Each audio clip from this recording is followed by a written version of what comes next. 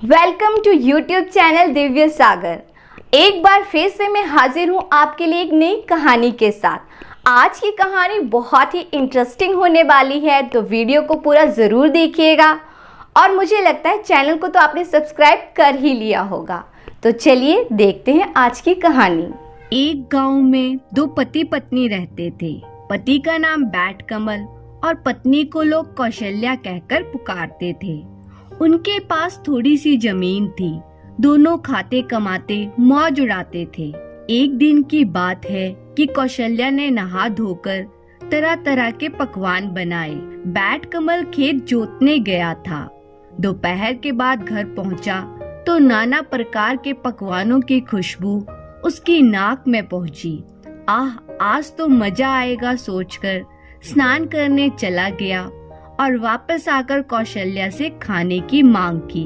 देर तक कौशल्या ने कुछ सुना ही नहीं। बैट कमल को मूंछों पर ताव देते हुए काफी समय इंतजार करना पड़ा। बोला, अरे अब कितनी देर है, यहाँ तो भूख के मारे पेट पिचका जा रहा है। कौशल्या तुनक कर बोली, तुम्हें तो बच्चों की तरह पेट को पीटने की आदत हो गई है। देखते नहीं पूजा कर रही हूँ। बैट कमल झल्ला उठा। बोला, पेट पीटने की बात करती हो, मालूम नहीं कितना काम करके आया हूँ। इतनी देर तुम्हें हल जोतना पड़े तो पता चले। क्या पता चलेगा? कौशल्या उछल पड़ी। सुबह 4 बजे से चक्की पिसने बैठती हूँ, उसके बाद घर के दूसरे काम करने पड़ते हैं। घर पर रहकर तुम्हें यह सब करना पड़े तो दूसरे दिन भागते नजर आओगे। बैट कमल बोला, अरे चक्की पिसती हो तो कौन सा तीर मारती हो? जरा भर आटा ही तो पिसती हो, जबकि यहाँ हल की नोक से 10-10 बीघा जमीन को उलटना पड़ता है। इस बार कौशल्या को हार माननी पड़ी। बोली, मर्द जात हो ना, मानोगे नहीं।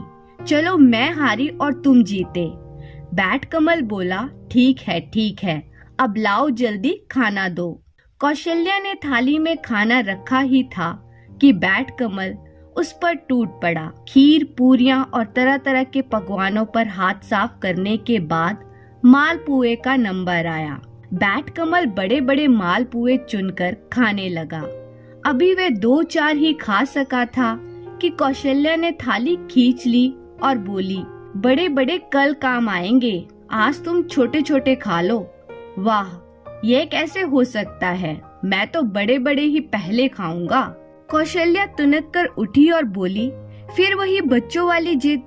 बैट कमल भी ऐंठ गया और बोला, लेकिन तुम ही क्यों बुढ़ियों वाली हट करती हो? दोनों मालपुए से भरी थाली को अपनी अपनी तरफ खींचने लगे।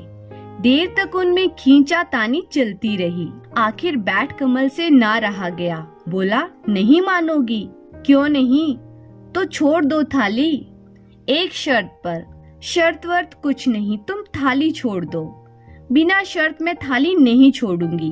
बैट कमल का पारा बढ़ गया। बोला, मैं कहता हूँ थाली छोड़ दे, वरना क्या करोगे? कौशल्या ने पूछा। मैं मर जाऊंगा। तो मर जाओ, मैंने कब इनकार किया है। अब क्या था? बैट कमल वहीं लेट गया और सांस रोककर आंखों की पुतलियों को फेर लिया। पति के ऐसे पाखंडों से कौशल्या परिचित थी। उसने बैट कमल के ऊपर सफेद चादर डालकर उसे सुला दिया और मालपुए की थाली को अच्छी तरह ढककर रख दिया। उसी समय उनका पड़ोसी वहां आया। गुस्से में भरी हुई कौशल्या चूल्हे के पास चुप बैठी थी। पूछने पर उसने जब कोई उत्तर न दिया तो पड़ोसी ने जाकर बैट कमल की चादर खींच ली। उसे क्या मालूम था कि बैट कमल मरने का बहाना किए पड़ा है। देखते ही उसकी चीख निकल गई। उसे मरा जान पड़ोसी ने शोर मचा दिया। रसोई से निकलकर कौशल्या ने पड़ोसी को बताया कि इन्हें कुछ नहीं हुआ है, तुम अपने घर जाओ। सुनकर पड़ोसी को आश्चर्य हुआ।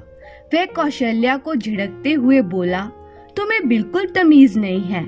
आदमी मरा पड़ा है और तुम कहती हो कि कुछ नहीं हुआ। इतने में सारा मोहल्ला जमा हो गया। कुछ ही देर के अंदर बैट कमल के मरने की खबर दूर दूर तक फैल गई। बेचारी कौशल्या परेशान हो गई। वे जब तक लोगों को समझाती कि बैट कमल पाखंड किए हुए है, लोग उसे उल्टे दुत्कार देते। अपने झगड़े की बात भी वे किसी को बताना नहीं चाहती थी। आखिर किसी तरह उसने लोगों को दूर हटाया और धीरे से बैट कमल के कानों में बोली, क्यों इतने लोगों को पागल बना रहे हो? अब उठ भी जाओ, पहले तू अपनी जिद छोड़ दे। बैट कमल चुपके से बोला, किंतु कौशल्या कब हार मानने वाली थी। उसने हाथ जोड़कर लोगों से कहा कि बैट कमल को कुछ नहीं हुआ है, आप लोग जाइए, मैं इन्हें देख लूंगी।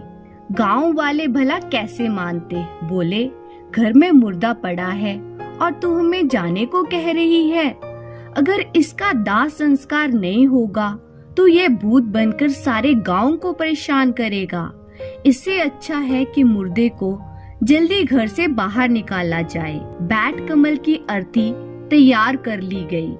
कौशल्या ने बहुत समझाया पर उसकी कौन सुनता। गांव के लोग अर्थी उठाकर शमशान की ओर ले चले। पूरा का पूरा गांव, औरत मर्द बच्चे बूढ़े और उनके साथ कौशल्या भी शमशान पहुंच गई। अब कौशल्या को चिंता हो आई। सोचा कहीं बैट कमल को जिंदा ही फेंक दिया तो अनर्थ हो जाएगा। वह लोगों से बोली कि एक बार मुझे अपने पति के दर्शन कर लेने दो। लोग कौशल्या को पागल ही समझ रहे थे। बैट कमल की चिता तैयार की गई। अर्थी को चिता पर रखकर उन्होंने कौशल्या से अंतिम दर्शन करने को कहा। कौशल्या लपक कर चिता पर जा चढ़ी। बैट कमल के मुंह से कफन उठाया और चुपके से उसके कान के पास अपना मुंह ले जाकर बोली, क्यों जान देने की ठानी है? चलो मैं हार मान लेती हूँ, तुम जीत गए, बड़े बड़े ही पहले खा लेना। सुनकर बैट कमल ने आंख खोल ली। वह चिता पर उठकर बैठ गया। देखते ही देखते उसने अपने को संभाला और चिता से उछलकर लोगों के बीच आ खड़ा हुआ। उसके मुंह से बार बार एक ही वाक्य निकल रहा था, बड़े बड़े पहले खाऊंगा, छोटे छोटे पीछे, बड़े बड़े पहले खाऊंगा, छोटे छोटे पीछे। सुनकर तो लोगों में भगदड़ मच गई। सभी को लगा बैट कमल भूत बन गया है, वे सबको खा जाना चाहता है। गांव के बूढ़े बच्चे, औरत मर्द सभी अपनी जान बचाते भाग निकले। देखते देखते मैदान खाली हो गया, किंतु बैट कमल को किसी की परवाह न थी। वह उसी तरह उछलता कूदता छलांगे मारता हुआ गांव में आ पहुंचा। उसे गांव में आया देख लोग अपने अपने घरों के अंदर दुबक गए। बड़े बड़े पहले खा जाऊं, छोटे छोटे पीछे, कहता हुआ वे अपने घर में घुसा और मालपुओं पर टूट पड़ा। देखते देखते उसने सारी परात खाली कर दी। अगले दिन गांव के लोगों को जब उनकी इस शरारत का पता चला तो उन्होंने मिलकर कौशल्या और बैट कमल को खूब बातें सुनाई। वो दोनों पति पत्नी अपनी इस हरकत पर काफी शर्मिंदा हुए और उन्होंने गांव वालों से माफी मांग ली। धन्यवाद।